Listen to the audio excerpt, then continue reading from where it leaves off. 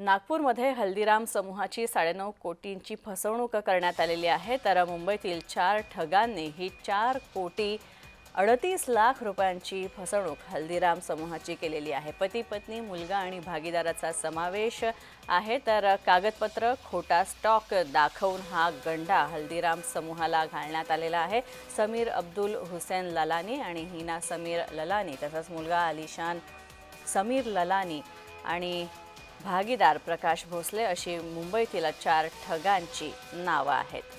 तर या चौघांनी सुक्या मेवावर प्रक्रिया करणारे रॉयल फूड इंडस्ट्री असल्याचं सांगितलं आणि कंपनी दरवर्षी 15 कोटी रुपयांची उलाढाल करते असं सुद्धा सांगितलं। तर मोठ्या प्रमाणात कच्चा माल असल्याचं दर्शवणारी कागदपत्र सुद्धा त्यांनी तयार केली होती। हल्दीराम समूहाचे प्रायव्हेट गुंतवणूक व्यवहार पाहणारे सचिन डवले यांनी कागदपत्र तपासत रॉयल फूडने सादर केलेली 3 वर्षांची बॅलन्स शीट सुद्धा तपासली। तर यातला नफा काय आणि तोटा काय तो सुद्धा तपासला। ठगबाजांनी हल्दीराम समूहाला गुंतवणुकीच्या बदल्यात समभाग 35% वाटा देण्याचं आमिष दाखवलं होतं आणि ही फसवणूक केली आहे।